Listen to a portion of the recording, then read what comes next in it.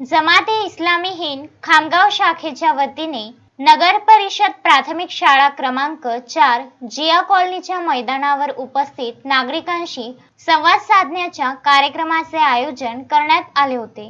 या प्रसंगी दिल्ली येथील जमाते इस्लामीचे नायब अमीर जनाब अमीनुल हसन साहब, जमाते इस्लामी हिंद महाराष्ट्राचे सेक्रेटरी मोहम्मद जफर अन्सारी, उमेर अहमद खान, जफर उमेद अन्सारी आदी मान्यवर व्यासपीठावर विराजमान होते।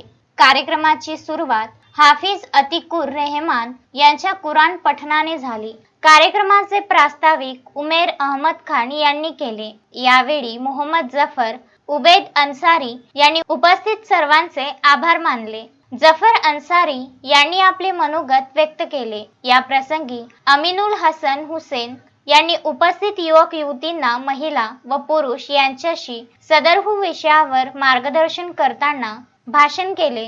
जिसमें ना हो इनकलाब मौत है वह जिंदगी, इस विषय पर त्यांनी मुस्लिम समाजासमोर आपल्या भाषणातून संवाद साधला। शेवटी त्यांनी आजची परिस्थिती लक्षात घेऊन मुस्लिम समाजातील तरुण तरुणींसाठी चौपदरी कार्यक्रम राबविण्याचा प्रस्ताव मांडला। सोहेल फुरकान यांनी कार्यक्रमाचे संचालन केले, तर जफर उबैद अन्सारी यांनी आभार व्यक्त केले।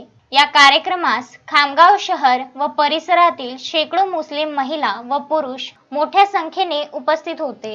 हा कार्यक्रम यशस्वी करण्यासाठी डॉक्टर वकार उल्लख खान, मोहम्मद अनीस जमादार, डॉक्टर तारिफ ओझर अन्सारी, मोहम्मद नईम सदस्य, अब्दुल रशीद, अब्दुल लतीफ, इब्राहिम खान, मोहम्मद नदीम आणि बोरीपुराचे नौजवान SIO, GIO तसेच यूथ विंगचे सदस्य आणि जमाते इस्लामी हिंद खामगावच्या सदस्यांनी परिश्रम घेतले। मोहम्मद फारूक स्टार्ट कीजिए। बिस्मिल्लाहिर्रहमानिर्रहीम। यहाँ आज का ये प्रोग्राम, ये इज्तिमा इसलिए रखा गया था कि मुसलमानों में इत्तेहाद इत्तेफाक का पैगाम आम किया जाए और मुसलमानों को उनकी ज़िम्मेदारियाँ बताई जाए। इस वक्त मुसलमान पूरी दुनिया में और हमारे मुल्क में भी एक आजमाइशी दौर से गुजर रहे हैं, लेकिन हम ये समझते हैं कि सारे मसाइल हल किए जा सकते हैं अगर मुसलमान अपनी ज़िम्मेदारी को समझ लें। अल्लाह ताला ने कुरान मजीद में मुसलमानों को इसलिए मुसलमानों की ज़िम्मेदारी ये बताई कि तुम बेहतरीन उम्मत हो और तुम दुनिया से बुराई के ख़ात्मे और भलाई को फैलाने के लिए, भलाई को पहुँचाने के लिए भेजे गए।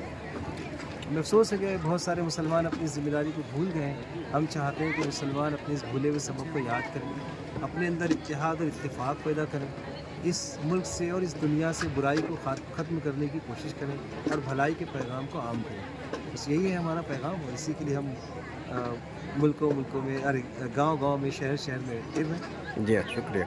विदर्भ